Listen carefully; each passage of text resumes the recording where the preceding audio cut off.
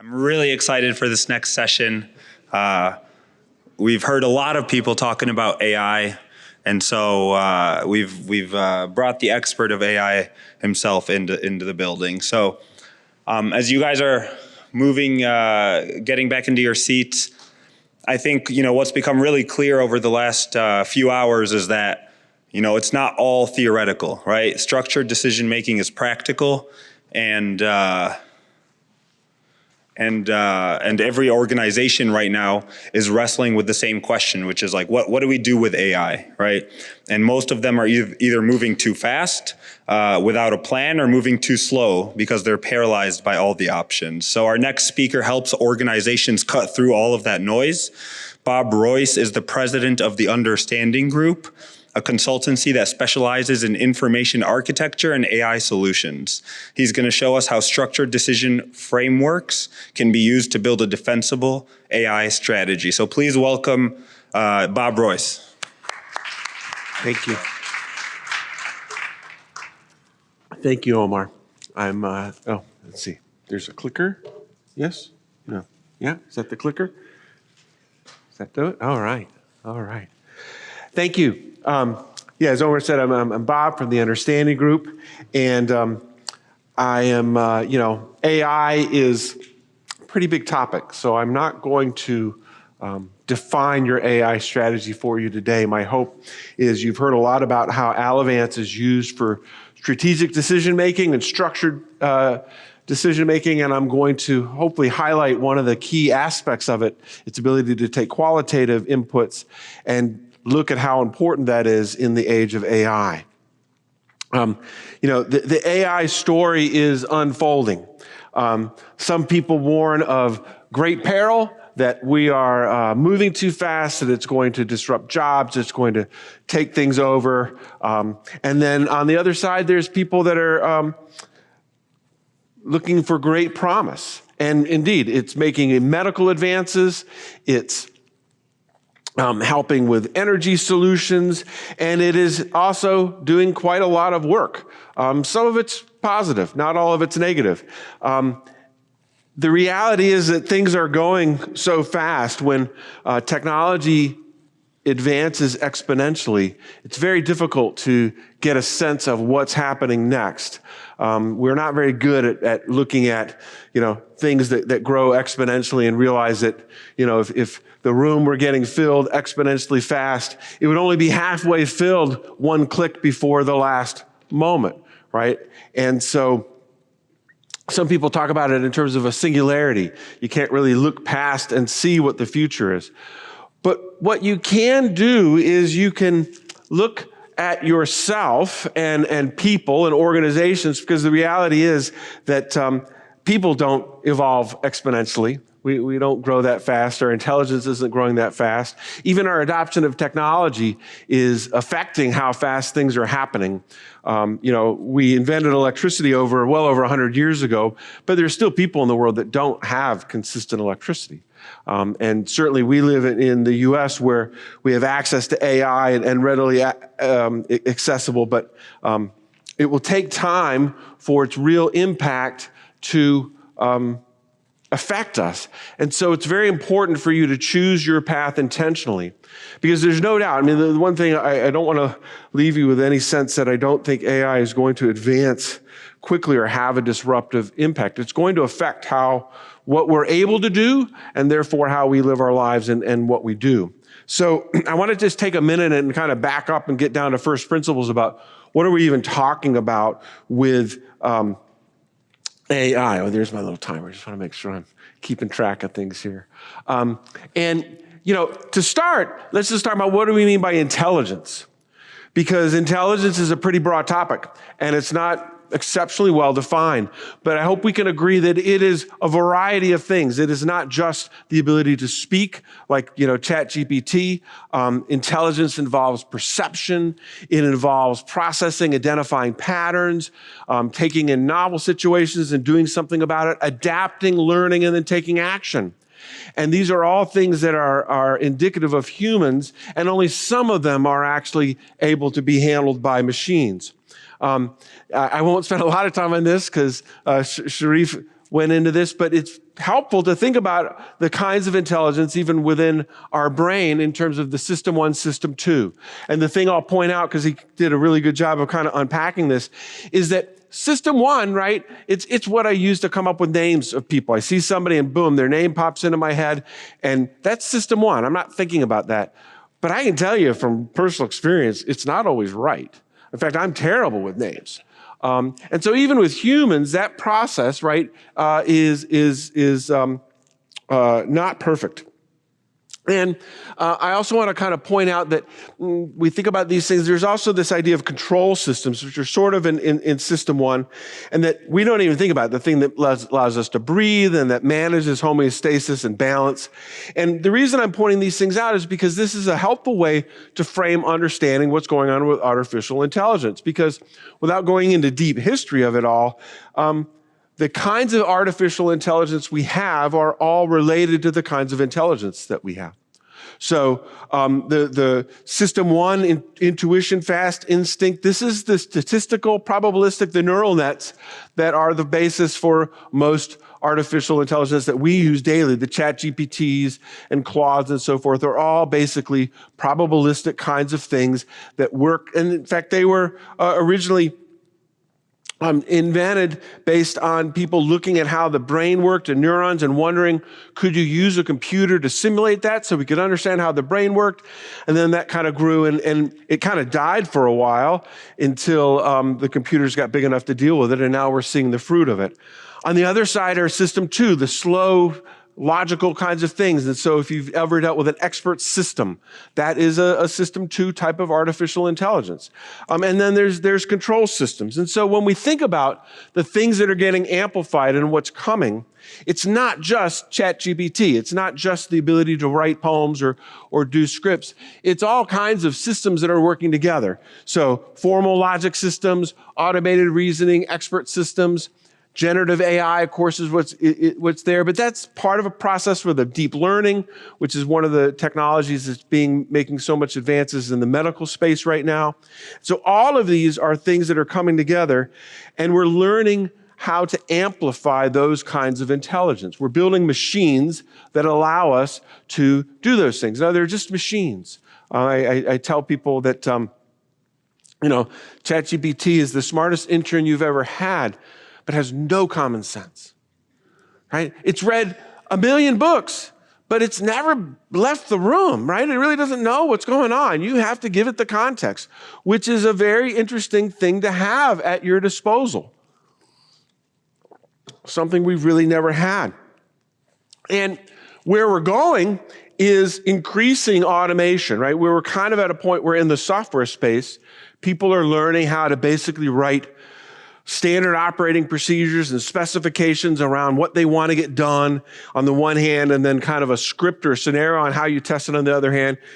Give the one to their robot, their computer agents, it writes, and then submits it to another computer agent that says, no, that's not quite right, and it goes back and forth all day long until it gets it right.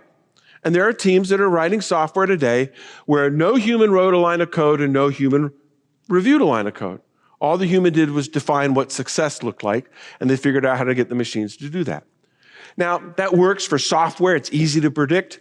It's easy to know whether you're right or not. It either compiles or it doesn't, and you can test it and so forth. It's not going to apply to everything we do, but that kind of operational thing is going to affect a lot of what we do and a lot of jobs and a lot of kinds of things. And it's incumbent on us to figure out, well, what do we do about that and how do we do that?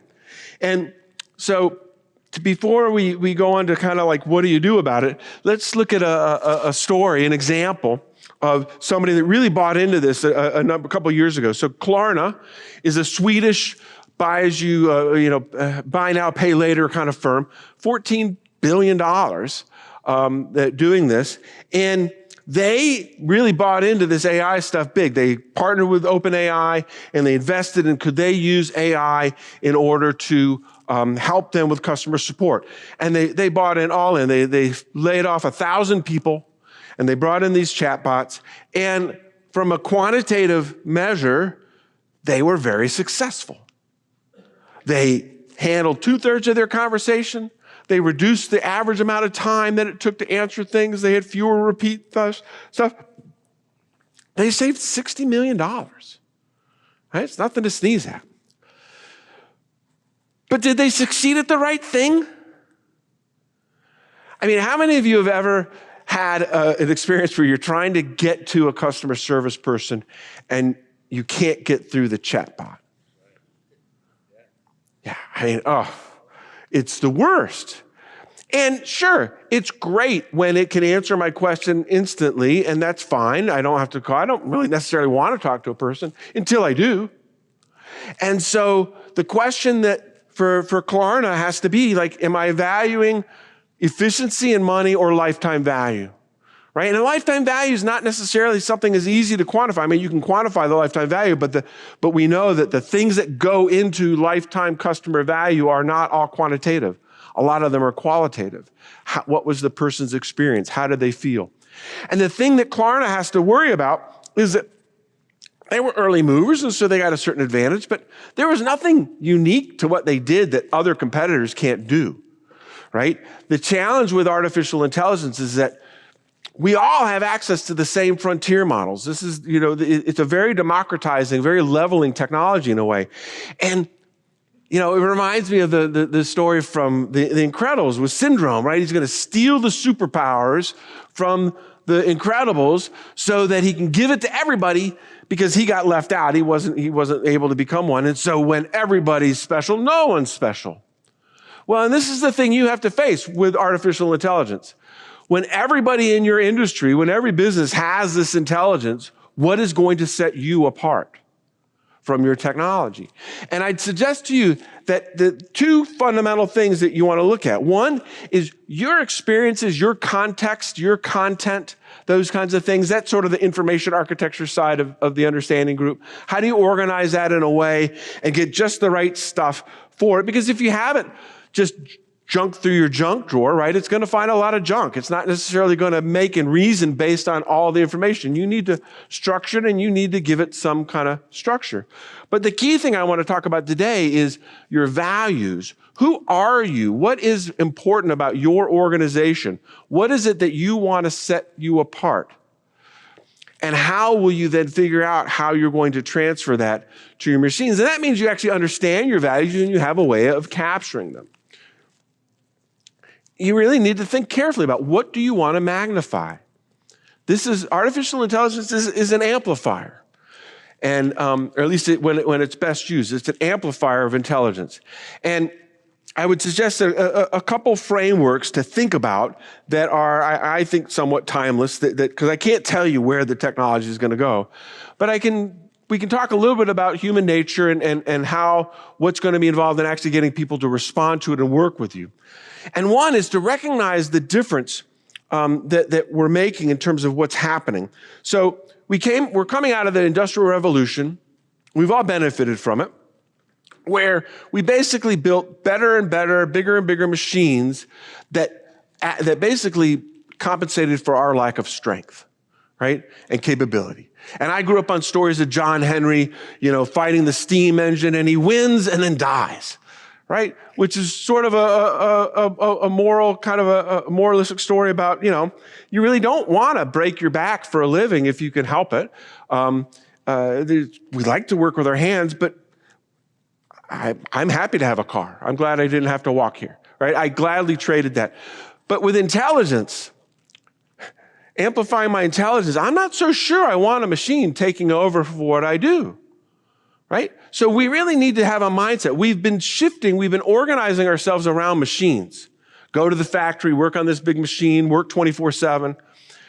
It's a big mind shift, but you need to shift from I'm centering on the machine to I'm centering on the people. I'm amplifying the people because your people are still going to be the smartest creatures in the universe, really, right? And computers, your computer will be smarter than you in very narrow, maybe interesting, important ways, but it's narrow. And will we ever get to general intelligence? I don't know. But in the meantime, leveraging your capabilities and figuring out how do we organize these things in a way that amplify our people, I think that's the only way you're going to be able to keep people. Because organizations that simply bring people in to suck them so that they can, of all their content and all their ideas, so that they can get the machine to work, to organize around the machine, nobody's going to want to work for them. Another thing to think about is the difference between a device and an instrument. And this comes from a great book, The Life We're Looking For, from Andy Crouch. And a device is something like a machine that leverages our strength. So think of a jet plane, right? It can take me places faster than I could ever imagine going, but at a loss of control. Sit in your seat, maybe get up to go to the bathroom. Otherwise, you're just kind of stuck, right? You're not doing something. That's a device. An instrument is a different kind of machine. When Steve Jobs introduced the Macintosh, he talked about how scientists had done a study of all animal life, all the different kinds of animals, and to understand which one had the most efficient energy use for locomotion, right? Converting energy into motion. And they did a study, and man was about a third way down, and a condor was the top one. Condors are extremely energy efficient. They fly the thing. But then he noted that some scientists did an interesting study. They basically did the same measurements with a person on a bicycle. And a person on a bicycle was like 10 times more efficient than a condor. And a bicycle is an interesting thing because, you can take a bike pretty much anywhere you want to go. It doesn't really constrain you that much. It's much more like an instrument. And so he talked about the Mac basically being a bicycle for the mind. And that's, I think, a good analogy for artificial intelligence. It is an instrument if you want it to be. It can be a device. You can use it to offset like a calculator or whatever, and there's times you want to do that. But if you really want to get value from it, figure out how to use it as an instrument to where it's amplifying what it is you do and how you do things and offsetting the parts that you don't want to do. And that really means taking a different perspective than we have. We do strength finders and that kind of stuff, but this is a little bit more intimate because it's really in the context of the whole team. And so we've developed what we call the Aligned Groups Framework, which is basically a process to go through around this. And it starts with cultivating human agency. And this is very key. It sounds kind of agency always threw me off, but I think it's the right technical, ethical term. But the basic premise is your team needs to feel like they have some control over the matter. And to do that, it means they need to understand what their choices are. They need to really understand what's happening with this technology, what's going on, and what it is you intend to do with it as an organization, right? What is your posture? Because with that, when they feel like they're in control, then they'll be more willing to communicate vulnerably about exactly how they do their work and what's going on, right? A lot of work that happens in offices is pretty implicit. Right? When somebody goes on, how many know when somebody goes on vacation, it's in an important position, it can be often very difficult to kind of get things done when they're around. It's like, where do they put it or how do they do it? Or right? We have a lot of implicit things. And getting people to make those explicit is not always the easiest job in the world. You have to build agency. You have to build trust. Because that's essential, because AI is not just a souped up robotic process automation. It's not just about replacing existing processes. It's really best if you kind of take a step back, look at the whole process and decide, where do you want to put what we would call tiny little reasoning engines? Small interventions that you can manage and control. Because, you can get the thing to write a book, but when you realize how often these things make mistakes, often very subtle mistakes, you just signed yourself up to proofread a whole book, right? It's a lot of work. You need to constrain these things and define these things to where it's very easy to understand. Did it do it right or not? Because it's an intern. It is not a colleague yet, right? Someday, maybe, I don't know. But right now, it's an intern. And you don't just take the work of an intern, no matter how smart they are, and just say, oh, yeah, it looks good to me, and pass it on, right? You check it. You work with it. Now, it can save you days, but you still have to look at it that way. And you have to decide, what are the values? What are the things? What's important to us that we want to do? What is it that we want to keep the human element still there as part of this? And that ethical foundation really is the foundation for then your governance and your management and the practical day-to-day of how you apply these things as part of your strategy. And a big part of AI strategy needs to be, how do we deploy this power in a way that doesn't blow us up and that doesn't drive our employees away? Because it really is that powerful. It can totally transform your business, double, triple productivity. But it can also make terrible mistakes. And you need to figure out how to do that in a way. And so the reason we love Allovance is that more than any technology, AI warrants a careful application of the values that you have and your choice for how you use it. You need to really think about these things, and then you need a way to express them, right, in a way that actually get acted upon. And because it's going to magnify. Whatever it is you choose, it's going to magnify.